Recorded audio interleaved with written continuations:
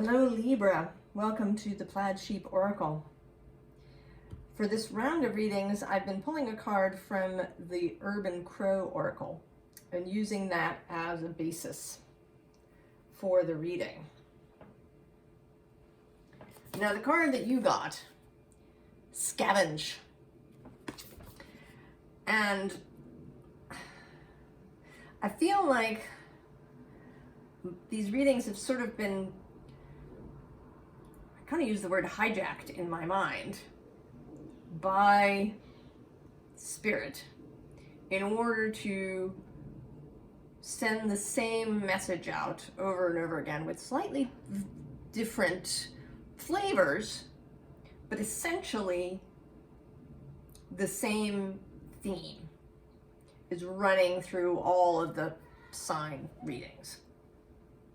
And though we may all be having kind of different experiences that are related to this, I think anybody that is coming to these readings, especially now, around the time that I'm recording them, that we are, in particular, being called, being specified. And I like to think that it's because we're really close to where Spirit is trying to send us.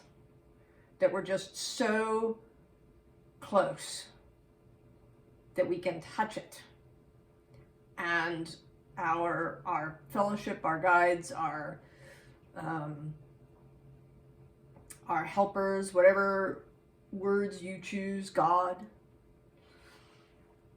is just wants to just not even push us, but pull us, right? Because God and Spirit is on the other side of this portal, this membrane that we're just sort of touching. And it's about our willingness to, kind of our willingness to be happy.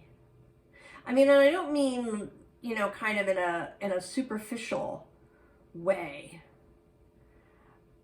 I mean in a really satisfied way.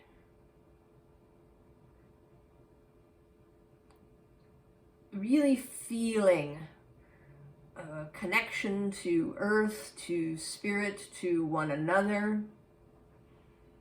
Seeing beauty every day, just in everything. Even seeing it, you know, in that plastic bottle that we pass by in the park that somebody threw away.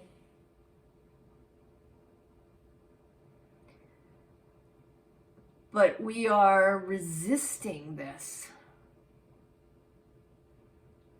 We are resisting it. We are focusing on these kinds of thoughts and beliefs, right? And it just continues from the bottom of the deck. We have caching, self-interest, grief, illusion, displacement, isolation, and even this anticipation card sort of includes this, you know, kind of emptiness, right, coming after isolation. But this is like the first moment here when there's some hope. Right? We're still alone after the isolation, after displacement, and perhaps circling our wagons, wanting to make sure that, you know, we're taken care of, that we and our family perhaps, or even our town, our community is taken care of. But this is like the first moment when we kind of look up a little bit from this isolated place. And then we get perspective.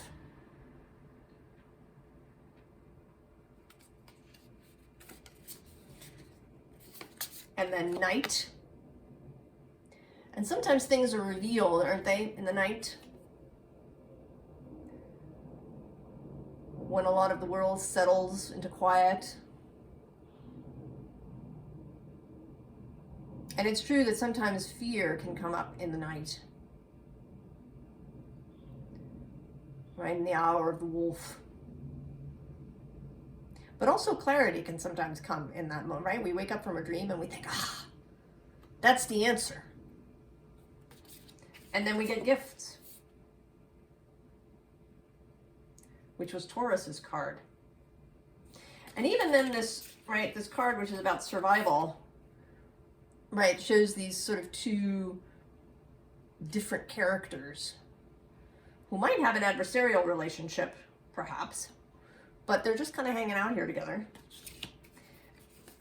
Oh, and then we get play and sacred space. I'm going to stop there. I'm not. Continue through the whole deck. But we are resisting, and you're resisting, Libra. If you're here, there's something.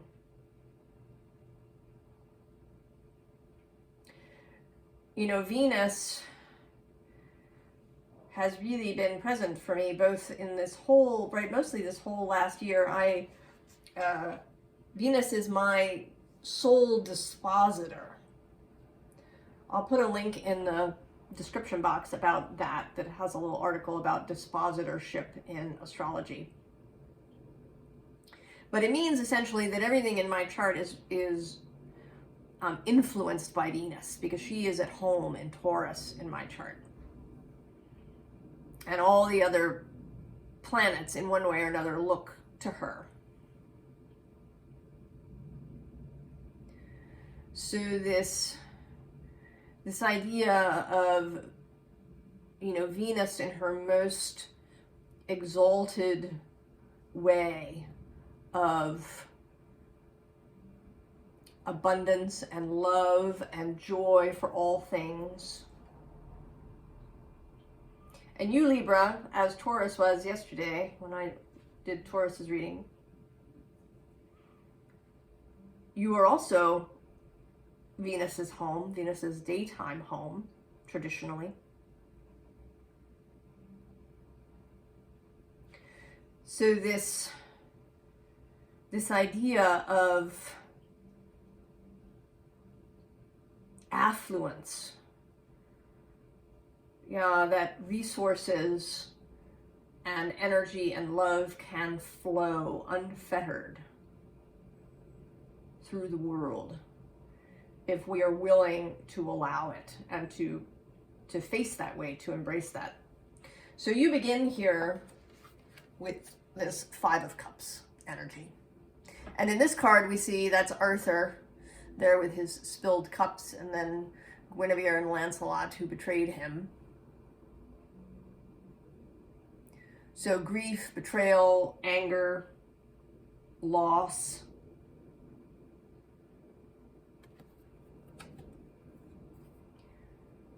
It may be that you've had some of this specifically. Certainly all of us, I think, experience some of these things in our life. You kind of don't get into adulthood mostly without experiencing a grief or a loss or an injury. Certainly you don't get into later adulthood and elderhood.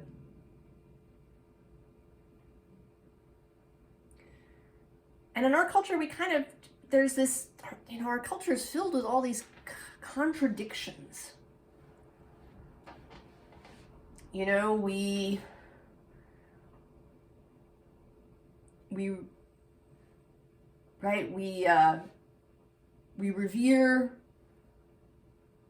you know, charity and, you know, living simply from one end. But then on the other end, we revere people who have a whole crap load of money.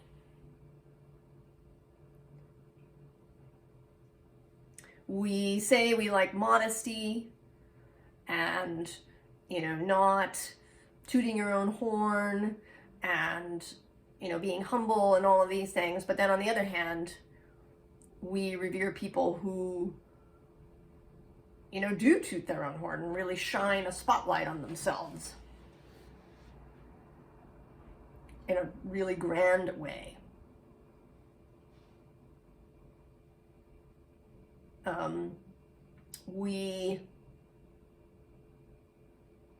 We like people who are cheerful all the time, who, you know, shrug off problems, who can just keep going.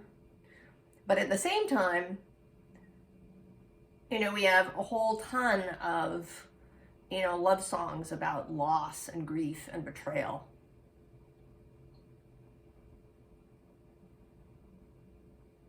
Right?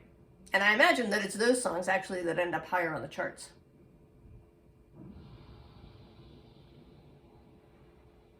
Right? We like, you know, stories about loss and, you know, soap opera kind of things, and people who suffer. These things stick around.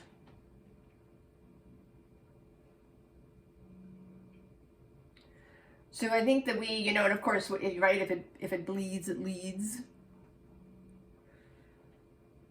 It's often the stories of pain and loss and crime and suffering, right, that get the most click-throughs, get you the most advertising dollars.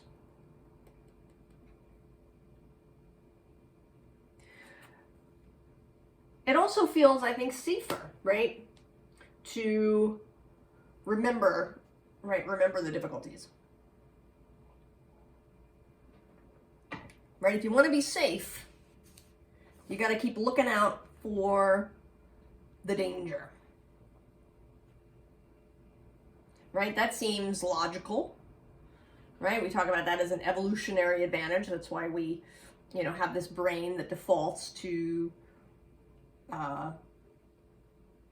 danger and difficulty and remembers bad things more than it does good things. But I don't know that that's really true. I kind of feel like some of that is how we've programmed ourselves over time.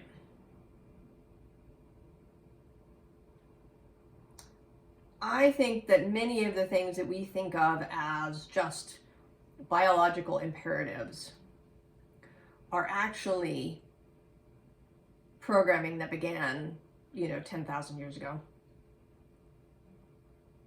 So that now it seems like, you know, just biology. But I don't actually believe it. Because there was a time, you know, when we really were in concert with things, that we could rely on all of our senses. We could rely on our 5 normal physical senses, but also on, you know, what we might think of as psychic senses. Meaning that we didn't have to walk around all the time looking for the bad stuff. We could trust that if there was some danger, our inner wider self would poke us. Say, hey, watch out at this moment. But I think that changed, and I mean, I have sort of ideas about why that is, but I'm not gonna go into that here. But anyway, I think my point here is that it isn't necessarily a biological imperative, and if it's not, right, if it's just something that we've been programmed with, then we can unprogram it. And I think, right, you're resisting Libra, but the energy is moving. We have the Tower, followed immediately by this Hanged One, this birth ready to happen. And they're connected. And I think that this Tower is going to be different for all of us. and that it will vary in, you know, how grandiose it is. But I think that for a lot of us, this is really about a mental tower. This lightning striking the structure in our mind that has been built over many years living in this society. To question, deeply question assumptions that we have, and where did they come from, and how do people know? How do you know? Right? There's lots of things that you can find on the internet that people just say. But there's actually no real basis that something is that. We don't actually know. You know, it's like dark matter and dark energy. We don't know anything about them. We slapped a name on it, and now it seems like we know something, when in fact we don't know anything at all, really. And we also, right, we repeat things. You know, I know that, right, some astrologers have been talking about, you know, Pluto dismantling structures. But from my point of view, no dismantling has actually happened. All of our structures, governmental and otherwise, are still exactly in power. What Pluto has done, from my perspective, is to reveal the cracks in the structure as he passes through Capricorn. It isn't really until he moves into Aquarius, where he's moving through the human, right, through the collective, that we may be inspired to actually dismantle what's been. But, right, if you go on the web, right, you may find a lot of people saying, you know, Pluto has dismantled, right, structures that we thought would last have fallen. But that isn't really true. Right? In fact, even crypto, which was seen as sort of subversive, has, you know, kind of been sucked into the structure, becoming an investment vehicle.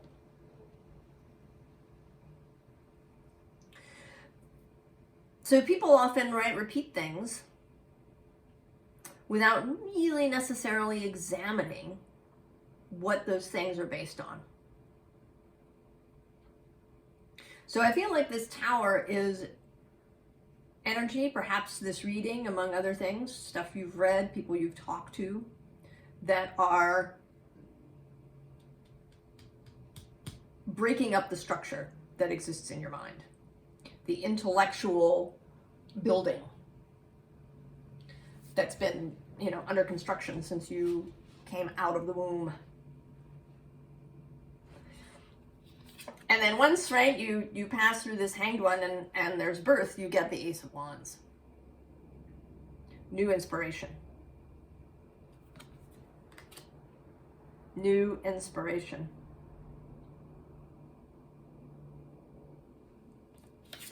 And then the Chariot. Moving forward.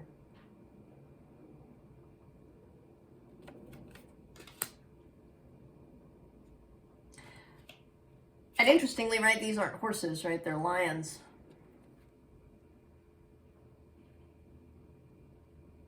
A more sort of sovereign image. A regal image. And then the King of Swords.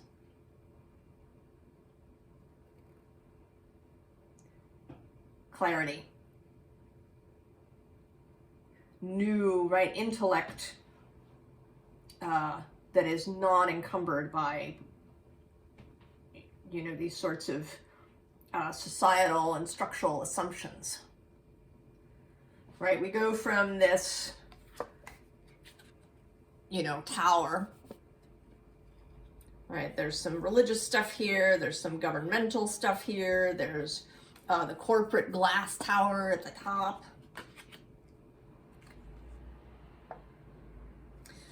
And then there's him just out there, free in the ocean, ready to spear a new idea, a new thought.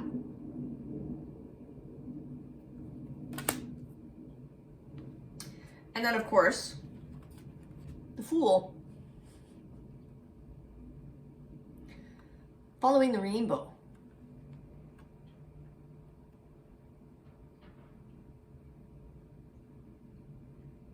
Just stepping on the rainbow road. And under him, we have the Green Woman. And then the Green Man is the next card. Right, the two halves, Emperor and Empress. Nature personified.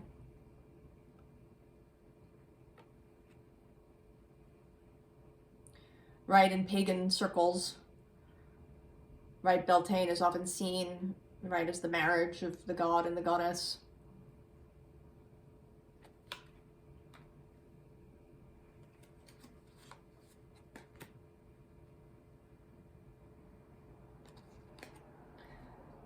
So newness, new life, a new view of nature. That's sort of been coming up too. Nature not necessarily as we think, as perhaps more subtle and more powerful than we think. I mean, we get this Seven of Vessels, which to me always, it says morning, but this just feels very much like ritual, like crossing that occult line.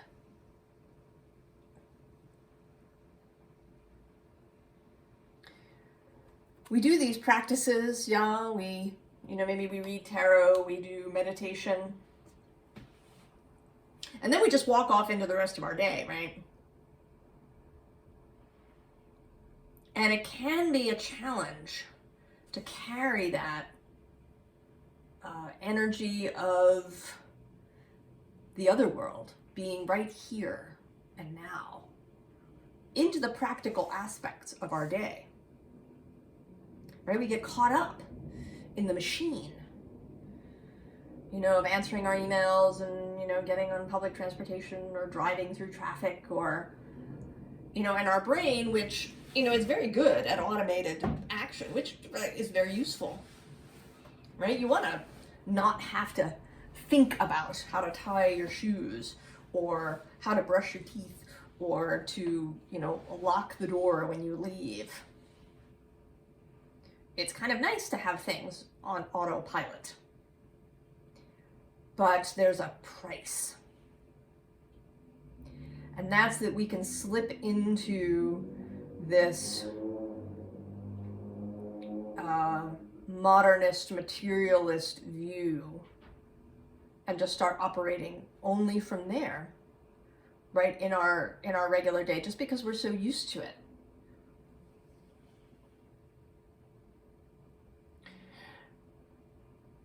And I personally, I've been thinking about how to carry the energy, right, that I sit in when I do these card readings or read for myself, or if I'm in meditation, or maybe I'm, walking in the park.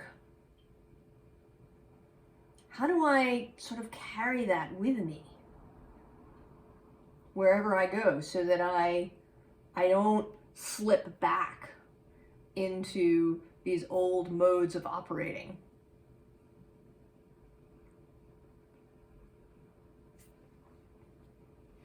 So there's this world tree next. Tree with all the seasons on it, and then with this labyrinth. And I have this idea of kind of retraining the mind to take the labyrinth with me, with you, wherever you go, right? So you step out of this door, right? You've got this world tree, this sacred place.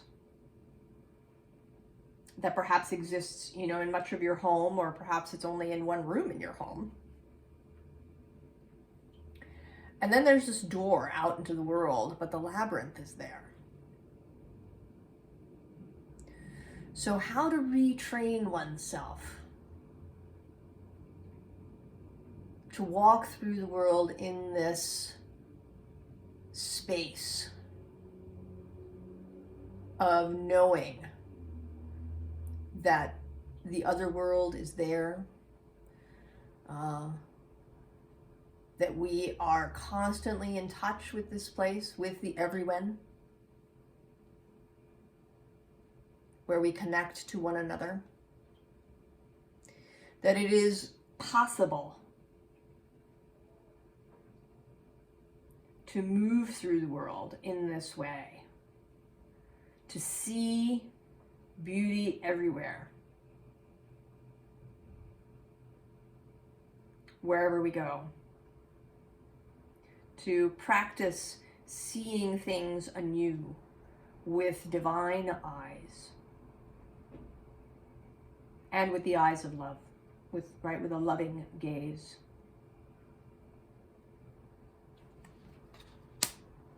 And then we have this Queen of Bows, the hare,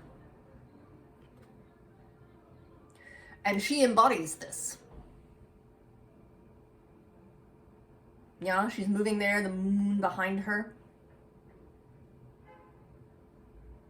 All of her senses on, but she's not filled with anxiety. She's not, you know, running through her mind, well, you know, if I go this way, will I run into the wolf? And then, you know, 2 nights ago I saw the fox over here, and well, and what about the eagle? Oh my, or the owl? My goodness, well, you know, do I really want to go out? How should I do it? Which path should I take? Do I want to go there under the trees? Or, right, this is not what's happening.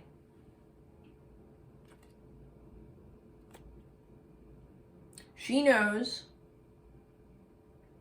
that her senses will alert her. And yes, it's also true that the owl's senses will alert her when there is prey nearby. There is death in this place. Eventually, every one of us is going to die. But that we don't have to be obsessed by that. We don't have to live in deep resistance to that.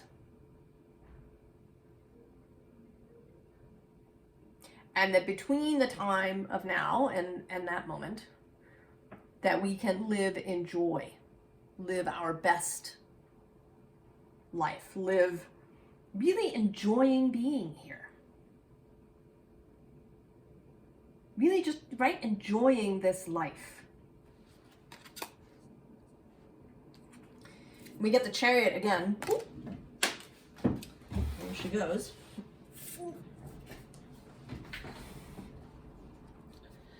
And this, a different Chariot here in the Muse Tarot, right? This shining light of her solar plexus chakra, her will. Right? She is in direct communication with those horses. There's a video I actually just saw the other day, just kind of accidentally. I didn't mean to click on it, but I did. Of a woman with a horse, and she was demonstrating how she didn't have to say anything. And the horse knew what she wanted, that she could just feel in her body for the horse to stop. Right? She had the horse circling her. And she could just feel in her body that she wanted the horse to stop, and the horse would stop. They were so connected to each other that he could sense, he would know what she was asking of him.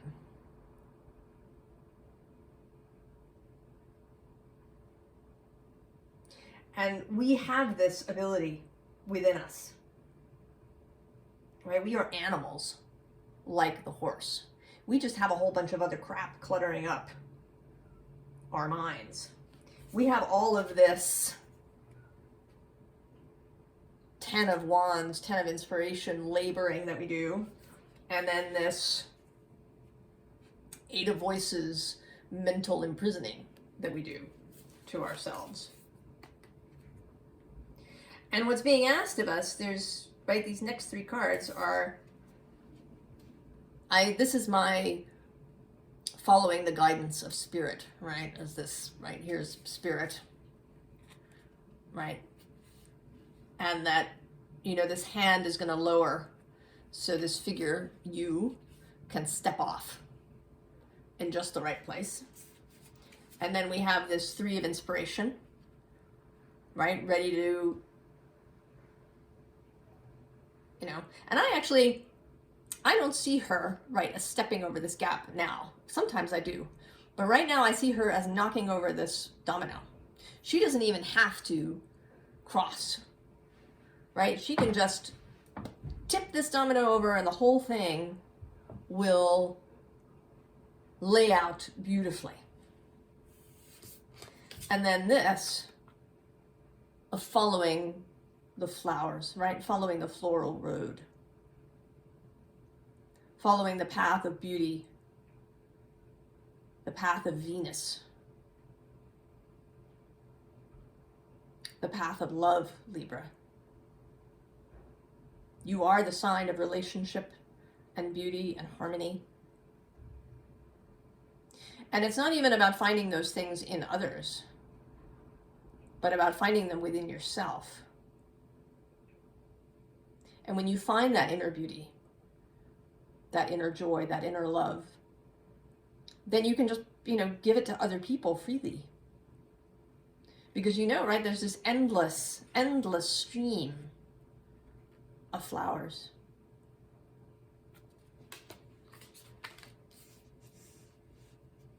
So I got this new deck, or actually two new decks. They aren't really oracle decks. They're artwork that was put on cards, and then they have information on the back. And there's a deck about goddesses, and then one about animals, sort of spirit animals. And the art is by a woman named Susan Seddon-Boulay. Now, she passed away in 1997, I think. She was born in Brazil of South African parents who'd come there.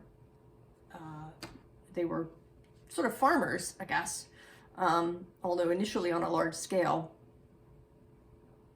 And she made all this beautiful ethereal art. She did some illustrations for an Ursula Le Guin book. And so the two decks, right, they're very interesting. So I mixed the two decks.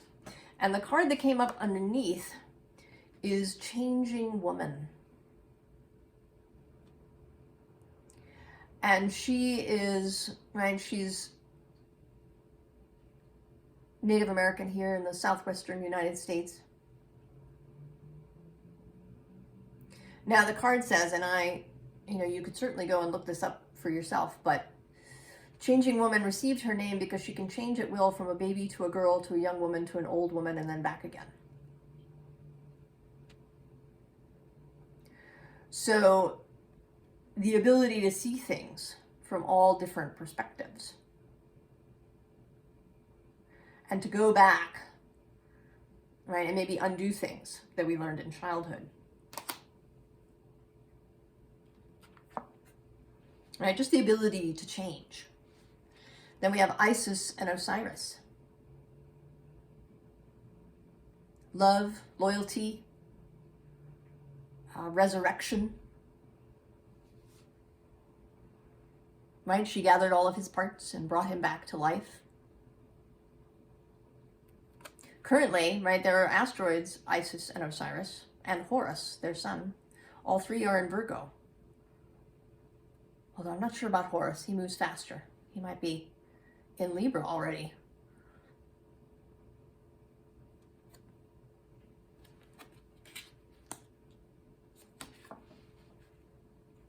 And then here is another sort of image of kind of different faces all combining. This is Arianrhod, who is a Welsh triple goddess. Maiden, mother, and crone. all at once.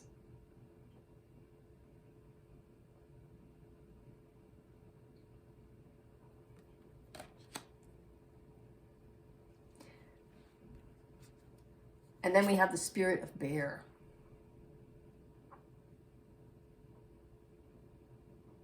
And in this case, it's actually a bear woman, a native dancer.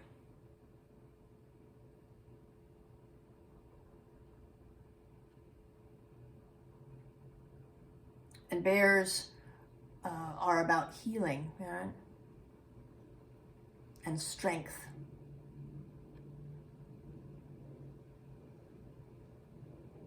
And often the power of the feminine, right?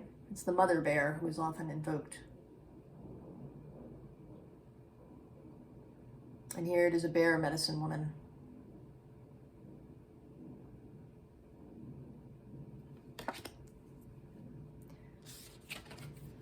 And then this card actually appears twice, because it appears in each deck, once as the rabbit, and in this case as Kaltis, who is a moon goddess of the Ugric people of Western Siberia.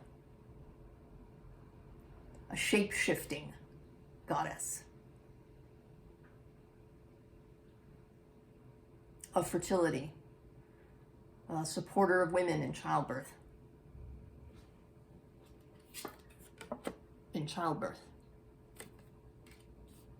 And again, right, the hair, fertility, fecundity.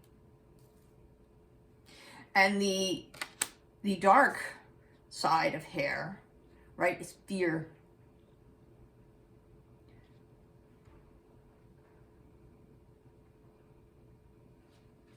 So I asked for a little bit of extra advice, because this is kind of, it's not really concrete, is it, Libra? How do you do this? How do you carry this with you when you leave the house?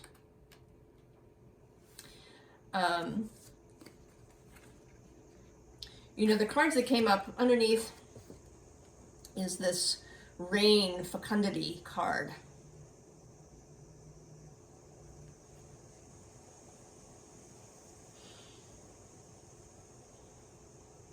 And then we have north expansion. This gravity card that includes, all the, right, there's all the planets out there. There's this, family of animals.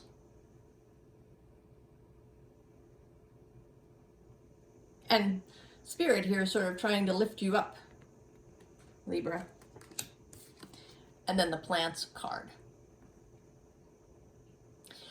And this, right, this one in particular really feels like, right, carrying it with you, right? This animal is carrying the forest,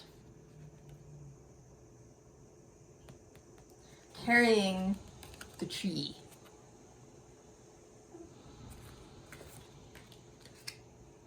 So it's not, I know it's not very specific, Libra. It's not, I can't give you a set of actions to take. A lot of it is really just the mind and how we think about things and how we see things. And continually, as we move through our day, reminding ourselves, I am in sacred space. I carry it with me wherever I go. I bring the world tree with me. The world tree is here all the time. It is here, present, just a shadow's width away from this world. And I don't, I think you should do whatever helps you. Wearing an amulet or a talisman, carrying crystals in your pocket that you can touch throughout the day.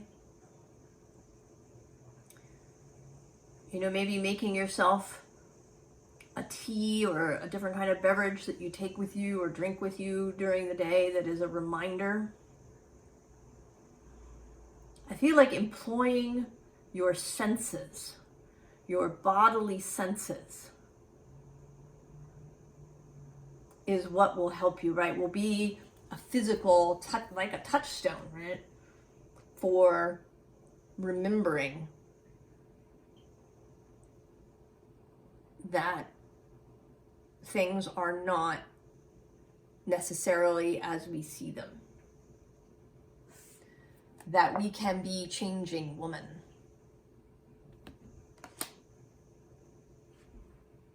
That we have the ability to see. And to see things as glorious. That we don't have to scavenge in the kind of pejorative sense. Not in the, you know, actual crow sense of doing, you know, what they do, but in the human sense of having to be a scavenger because there isn't enough.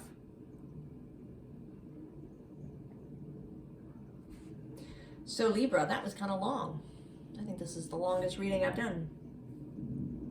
I hope that this is of some use to you. I know it's a little nebulous. We'll see what tomorrow's sign brings. Perhaps when I do Capricorn, we'll get some action steps. I wish you all the best, Libra, and I'll see you next time. So long.